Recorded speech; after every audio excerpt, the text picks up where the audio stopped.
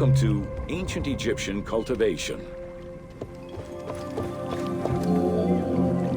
The new grain types of the Ptolemaic period required a great deal of water. Farmers needed to ensure they had effective, consistent irrigation. The Nile's rising and receding waters naturally irrigated most of the crops. Areas where the Nile didn't reach, such as gardens and vegetable plots, required an irrigation tool known as the shadoof. The shadoof allowed easy transport of water from its source. It consisted of a tall wooden frame with a long pivoting pole and suspended bucket. The system could be raised and lowered with little effort.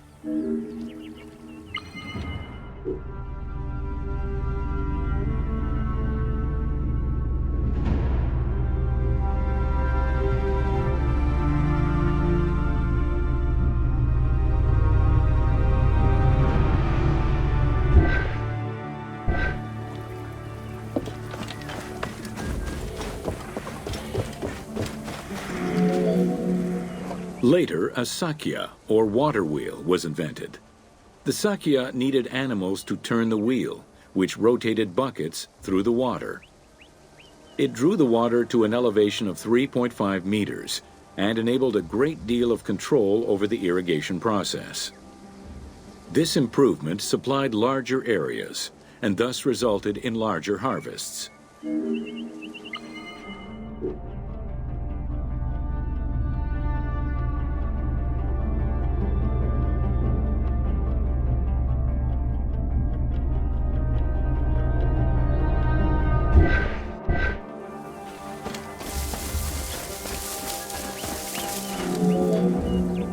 The threshing process separated the grain from its husk.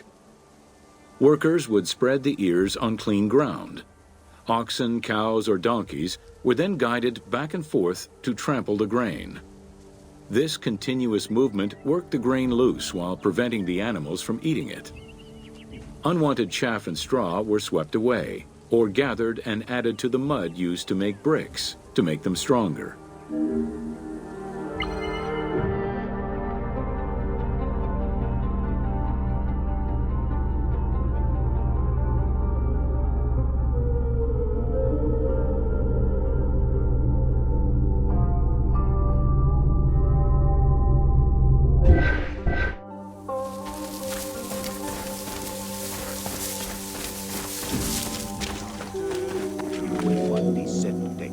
Winnowing was the stage where workers used wooden scoops to throw ears in the air.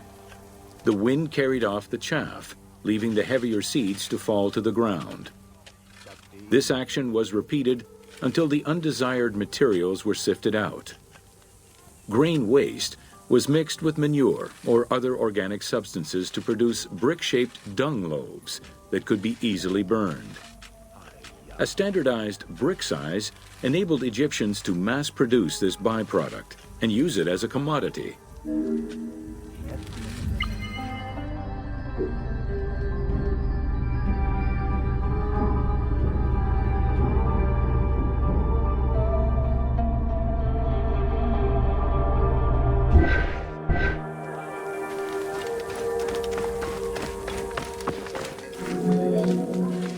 Transporting large amounts of grain required ships equipped to carry heavy loads. These goods were moved during the Nile's flooding season, when the river was deep enough for large ships. The transports stopped at checkpoints to accommodate customs and police controls, as well as for technical requirements and weather conditions.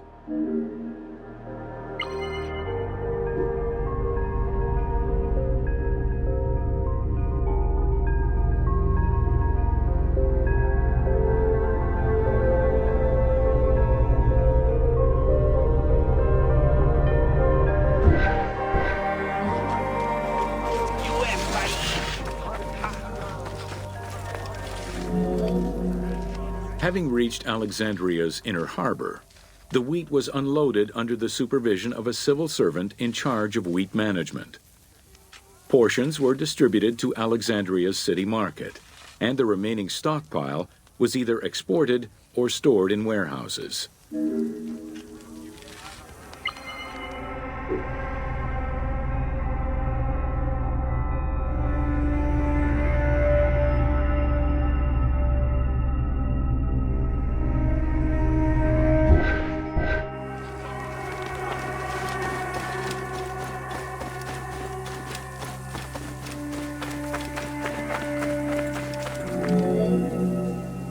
Grain storage facilities were located across all of Egypt.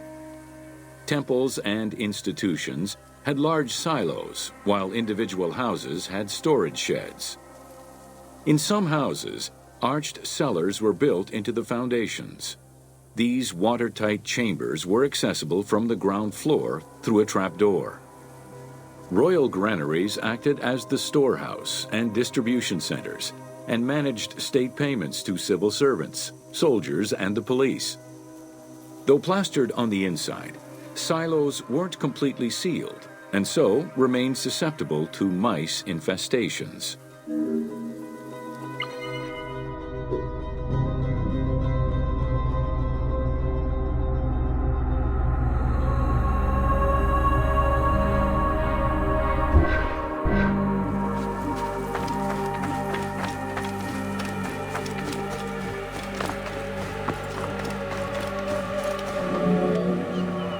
When the grain was ready for processing, it was poured into bowls and pounded into a coarse flour.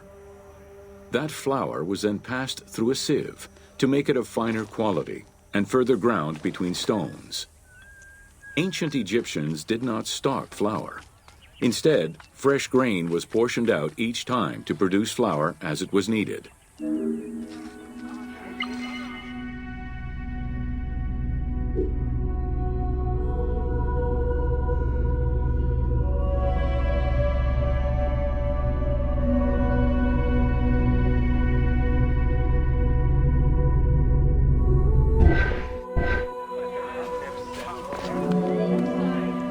The sieves used by ancient Egyptians were unable to filter out sand and stones.